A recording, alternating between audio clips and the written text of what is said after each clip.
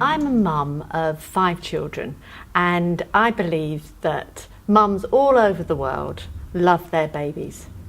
And I trained to be an antenatal teacher for a charity called the National Childbirth Trust, and I used to teach mainly white middle class couples. Then in 2003 I was asked to teach a class in Hare Hills in Leeds, which is the other side of town, and it was mainly asylum seekers and refugees who attended. And to be honest, my white middle class bubble was well and truly burst. I had no idea what an asylum seeker or refugee was, that any lived in our city, or what they went through. And I was really shocked that we actually allowed women to be destitute on our streets when they were pregnant. I remember one particular individual who was, she's outrageous, and she used to come to the group and be the life and soul of the group, but she had been refused asylum and was on something called Section 4 and had an Azure card, so she had no cash to live on. And she arrived one day and she just burst into tears, and I said, what's the matter?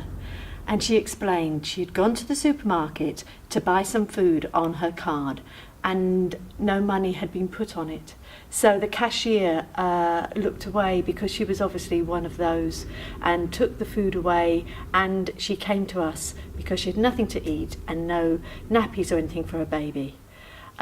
We were able to sort her out, but it just happened to be quite near Christmas, and I got a Christmas card, a lovely card, of a black Madonna and baby, and I had a photograph of this mum with her baby, and they were both very similar. And on them, the mum just had eyes for her babies, because that's what mums do. But the babies were looking at us, as if to say, do you care and will you help? And I think that's our challenge. And I'm delighted to say that after 8 years, this woman was given her leave to remain. And it is the loudest phone call I've ever had in my life. It was amazing. And through the antenatal classes, I have just got to know amazing, amazing women. I met a lovely 17-year-old who discovered lived quite near me. So I gave her lifts backwards to and from the class, and we got to know her, and I was her birth partner. And she actually went into labour in the morning and ended up just wanting to be with somebody, not ready for hospital, but she came to my house and she laboured in one room in my lounge, and I had 6 couples coming for an antenatal class who came into the kitchen, and it was a bit juggling, but it just happened that while I was talking about how the waters go to might be a way that the labour might start, this woman called Rose, water. And it wasn't a drink she wanted, her waters had gone all over my lounge. So it was a good induction to the idea of labour for the 6 white middle class couples, I can tell you, and for me. But I took her into hospital a bit later. She was 9 centimetres dilated. She went through the hardest part of labour, as for many women, called the transition, and she suddenly panicked in a strange environment, and she said, I die, mother die, father die. And I said to her, no, you won't die. Remember, your baby's your future, because that's what she kept saying. And I said, look at me.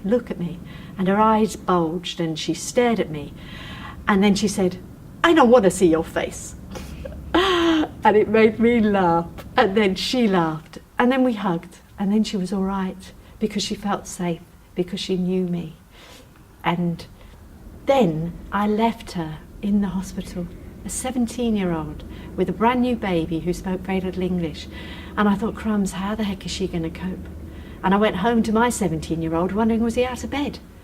And I thought, what a world are we living in when people have such different life experiences? Well, I went on from that, and I joined the Refugee Council and was lucky enough to be a volunteer coordinator, and met the most inspirational women who offered peer-to-peer support to asylum-seeking and refugee, mainly pregnant women, and they uncovered so many issues. We had 6 women who were suicidal. Over half the women had been through or were going through domestic abuse, and we helped them to get the help that they needed.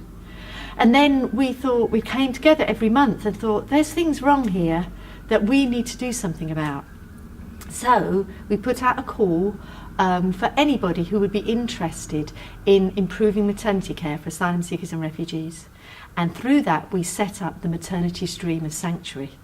And it's been going since 2011. And the women are amazing. The funding ran out for the Refugee Council, but we're still going through the City of Sanctuary. And the women have had training in presentational skills, they've been training for midwives, for students, and they've made films. And I have learnt so much from them, it's untrue. Sometimes I feel really angry about the way they're treated, more angry than they are themselves.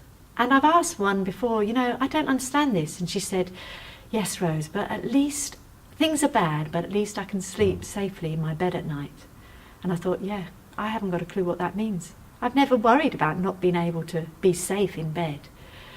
So there's lessons to be learnt all the time. And it means that people put up with lots of things that really they shouldn't. And I think that we need to work together to welcome people, to let our lives be enriched by the lessons about life that we can learn from people who aren't dependent on money, but are full of love for each other.